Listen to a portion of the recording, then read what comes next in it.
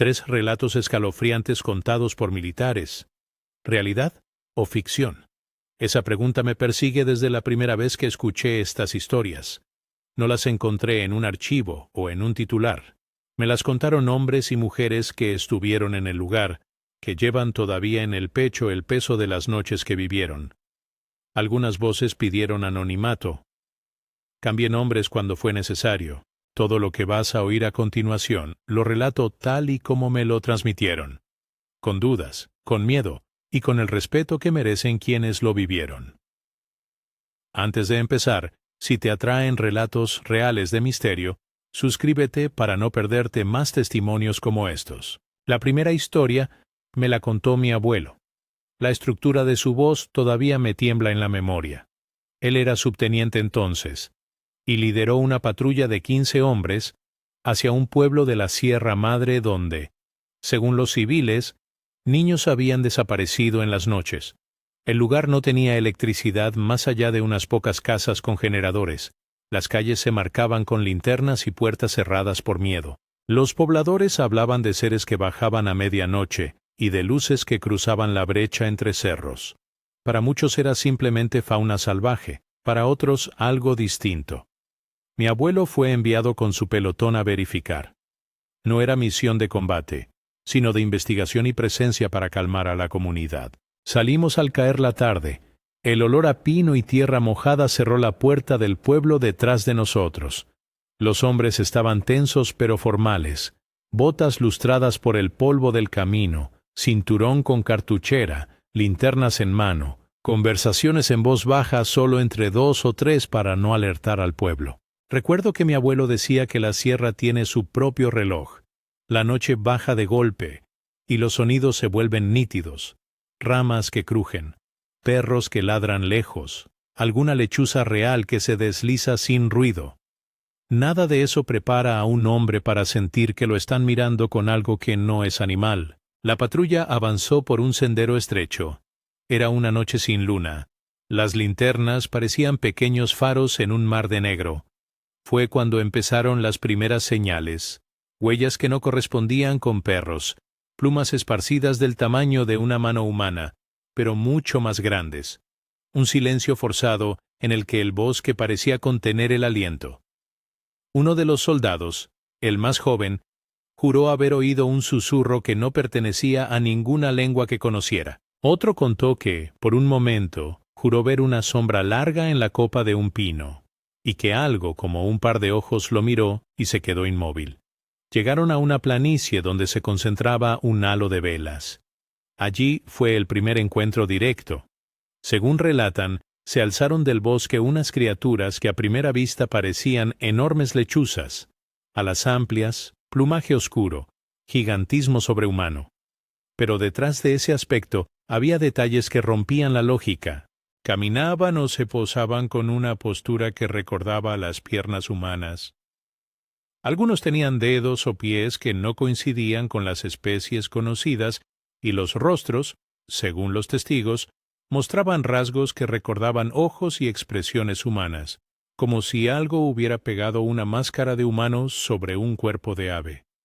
Sonaban, explicaban, como puertas que se cerraran. Los batir de las alas era tan profundo que hacía vibrar las costillas. La patrulla reaccionó como había sido entrenada. Buscar cobertura, ordenar fuego de supresión para evitar que el grupo quedara flanqueado, evaluar la amenaza. Abrieron fuego. Varios hombres alcanzaron a dirigir disparos. A corta distancia, algunos de esos seres cayeron. Otros se elevaron de nuevo y se perdieron entre la noche. Fue una escaramuza breve pero violenta. No hubo tiempo para dudas. Risas ocasionales, gritos, órdenes cortas del subteniente, radio interna con el pulso acelerado. Cuando pudieron acercarse a donde habían caído los animales, el silencio fue distinto. Había un olor que ninguno de ellos supo identificar, algo entre podrido y químico, pegajoso en la nariz. No quiero convertir esto en algo grotesco. Encontraron restos, pero más allá de eso lo que quedó grabado fue la sensación de que aquello no era un depredador conocido. Al seguir la traza, la patrulla dio con una cabaña humilde, de madera, donde la gente del pueblo dijo que a veces se oían rezos en horarios extraños. Había velas encendidas y símbolos que nadie supo interpretar con facilidad. Entonces, algo más llamó su atención. Del interior salieron pequeñas esferas de luz, bolas de fuego que rozaron el aire como insectos incandescentes y se elevaron hacia el cerro hasta desaparecer. Algunos hombres creyeron ver, por un par de segundos, siluetas pequeñas entre las sombras, como niños o figuras encorvadas, que se alejaban hacia un claro. Nada de lo que vieron les permitió decir con seguridad que se trataba de un mito o de un animal conocido. La cabaña tenía una puerta falsa, una abertura tras un cajón que daba paso a una escalinata oculta. Bajaron con linternas. El olor se intensificó. Dentro encontraron indicios de que allí había algo que nadie quería sacar a la luz. Restos, rastro de actividad y señales de que quizá alguien había sido escondido allí. Los hombres no rescataron a nadie. La narración evita detalles gráficos y se centra en lo que significó para ellos: la sensación de impotencia, la certeza de que no todo era explicable y la presión temporal por mantener la seguridad de la patrulla y del pueblo. Cuando regresaron para hacer el informe, la sorpresa mayor llegó del propio cuartel. El mando central rompió el informe. No fue una eliminación simbólica. Según cuentan, el documento fue dividido y archivado en un cajón que nadie puede abrir ya. Se ordenó silencio. A los hombres se les dijo que no comentaran, que aquello había sido un malentendido con fauna local y que la información no debía circular. Algunos veteranos me confesaron que sintieron que, más allá del miedo, había una decisión de enterrar esa noche sin decir por qué. Las consecuencias no fueron solo administrativas. Muchos de esos hombres desarrollaron insomnio, pesadillas y miedo a hablar. Mi abuelo, que había visto cosas en su vida, me decía que lo que le marcó no fue tanto la confrontación física como la sensación de que algo se había llevado una parte de su inocencia sobre lo que el mundo aún podía contener. Cuando escucho esta historia, me pregunto si la explicación sensata, fauna extraña, alteración colectiva, incluso manipulación ambiental, puede sostenerse frente a lo que describieron: rostros con rasgos humanos, pies que caminan de forma discrepante, esferas de fuego que se elevan como faroles. Nunca se presentaron pruebas concluyentes, nunca hubo más búsquedas oficiales. Queda el testimonio y el silencio que siguió. Si esto te ha puesto los pelos de punta, espera el siguiente relato. La academia no es lugar de cuentos, y aún así lo que voy a contar sucedió bajo la luz amarilla de un dormitorio. El segundo relato me lo contaron varios reclutas que aún no habían cumplido el primer año de servicio. Lo relataron en primera persona y con la mezcla de incredulidad y vergüenza que conservan quienes guardan una experiencia que los dejó fuera de lugar dentro de la disciplina militar. La escena transcurre en un dormitorio de la academia, donde el orden es ley: toque de queda, literas alineadas, botas afuera, solo la respiración marcada de hombres jóvenes que tratan de dormir antes de otro día de instrucción. Las ventanas estaban cubiertas. Había un frío que se colaba por los rendijos.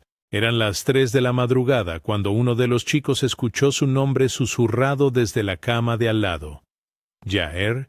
Sonido corto, con eco, y la cama de al lado estaba vacía. El que oyó despertó a otros.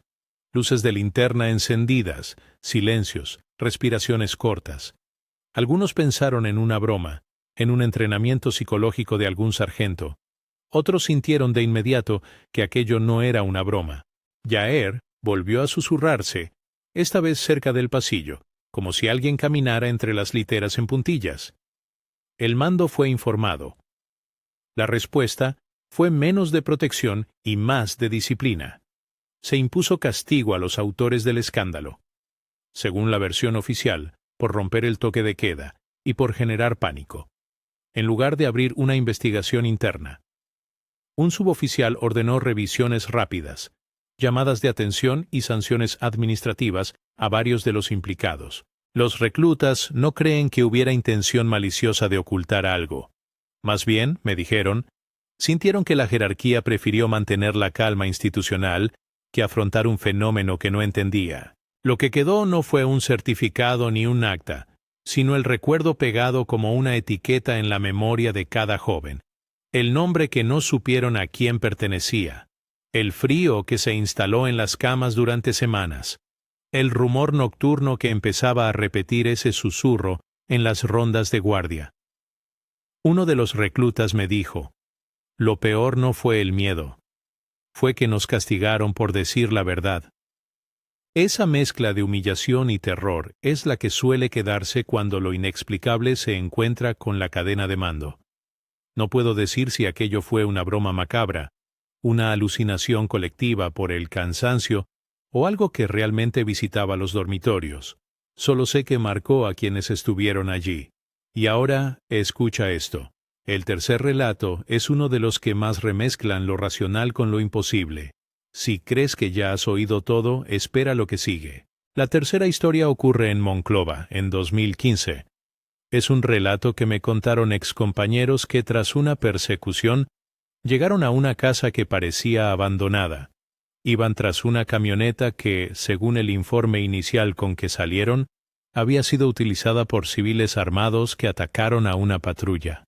La noche estaba cargada de tensión, radios con estática, órdenes cortas para asegurar perímetros, luces intermitentes que pintaban las fachadas de un barrio medio.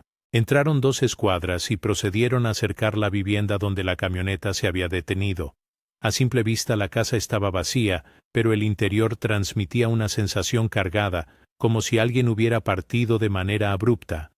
Los detenidos que hallaron allí, personas que habían sido interceptadas poco antes y llevadas para identificaciones básicas, estaban aterrados, con los ojos abiertos como platos, sin poder explicar por qué habían huido.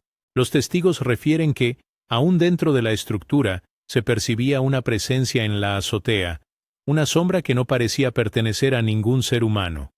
Fue entonces cuando lo vieron. Se describió como un ser oscuro, una mancha con contornos apenas definidos, con ojos que brillaban como carbones encendidos.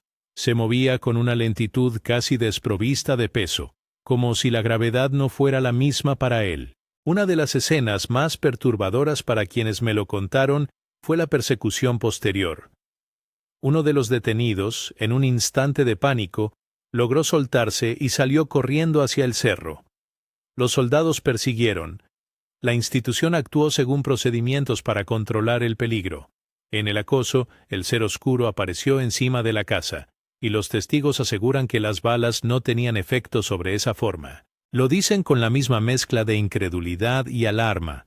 Dispararon, incluso a quemarropa, y las municiones parecían pasar como si tropezaran con una sombra. Los gritos siguieron hasta que al final encontraron solo un rastro que indicaba que algo había sucedido. Huellas, cierta mancha de color rojizo que no describo en detalle por respeto, y fragmentos que la narración evita convertir en espectáculo. No hubo cuerpo entero. No hubo explicación cerrada. Lo único claro fue el pavor y la retirada táctica del lugar. Los comandantes en el sitio declararon la operación como concluida. No hubo una investigación pública que esclareciera todo. Algunos veteranos opinan que la respuesta institucional fue de contención y que en la tensión del momento primó sacar a los civiles y asegurar el perímetro. Otros, más escépticos, aseguran que hubo voluntad de no convertir ese incidente en una nota que cuestionara la seguridad del área o la competencia de quienes estaban al mando. Yo no puedo confirmar ninguna de esas teorías. Sí puedo repetir lo que se escuchó. Voces que decían que el hombre perseguido fue arrastrado por algo que no era humano, risas infantiles en los arbustos y lamentos que nadie supo a quién adjudicar. Los relatos coinciden en un punto que no es menor. La experiencia dejó secuelas. Soldados con estrés postraumático, noches sin dormir, resignaciones y la sensación de no poder confiar totalmente en la seguridad que la formación militar promete frente a lo inesperado. Uno de los hombres me dijo una frase que me quedó clavada. En el servicio nos entrenan para pelear contra hombres. Nadie nos prepara para lo que no tiene nombre. Esa idea cruza las 3 historias como una sombra alargada. Después de Monclova hubo también una voz que se repitió en varias conversaciones informales que tuve. La risa de niños en medio de la noche. no una risa alegre, sino un eco que se mezcla con el viento, y que, a veces, es lo único que queda después de una persecución. Eso me lleva a una breve voz que añadí como epílogo, una pequeña pieza de la que me habló Jennifer, una vecina que vivía cerca de la ruta donde suelen pasar las patrullas. Ella escuchaba llantos y risas en la madrugada desde su casa, y no pertenecían a ningún vecino conocido. Jennifer no es militar, pero su testimonio sugiere que estos fenómenos no siempre quedan confinados a los pelotones. Las comunidades que viven en las cercanías perciben secuelas, sentimientos de abandono y temores que no encuentran explicación. Al terminar de escuchar estos 3 relatos, es inevitable volver a la pregunta que tituló este vídeo: ¿realidad o ficción? Quiero ser claro. No afirmo que ninguno de estos sucesos sea verificable de manera objetiva en todos sus extremos. Lo que traigo aquí son testimonios, y como tal merecen la consideración de escuchar con atención y con espíritu crítico. Existen múltiples explicaciones posibles. La primera, la más prosaica, es que algunas observaciones tengan origen en animales poco conocidos, o en errores de identificación en condiciones de baja visibilidad. El cansancio, el estrés de la patrulla, la adrenalina del combate o la presión social pueden deformar percepciones. La segunda posibilidad es que se trate de fenómenos culturales, leyendas vivas que modelan lo que los ojos ven y lo que la memoria retiene. La tercera, la menos gastronómica, es que haya algo que no encaja en nuestras categorías conocidas. No quiero presentar teorías conspirativas ni sugerir que hay una maquinaria oculta controlando el relato. Lo que sí puedo decir es que la reacción institucional, el rompimiento de un informe, la sanción a quienes se atrevieron a hablar, el silencio que sigue, añade un componente humano que no debería ignorarse. Para muchos de los hombres y mujeres que me relataron estas noches, la parte más dolorosa no fue enfrentar aquello que no comprendían. Fue la sensación de que no podían hablar sin riesgo profesional o social.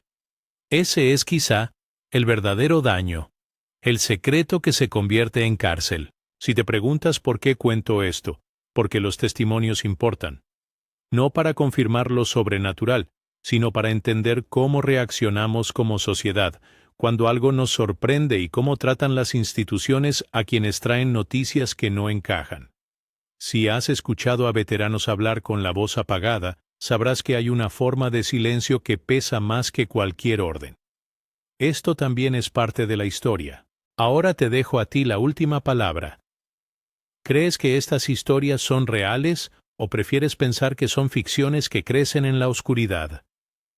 Déjame tu teoría en los comentarios, y si tienes un testimonio propio que quieras compartir con respeto y anonimato si prefieres, envíalo.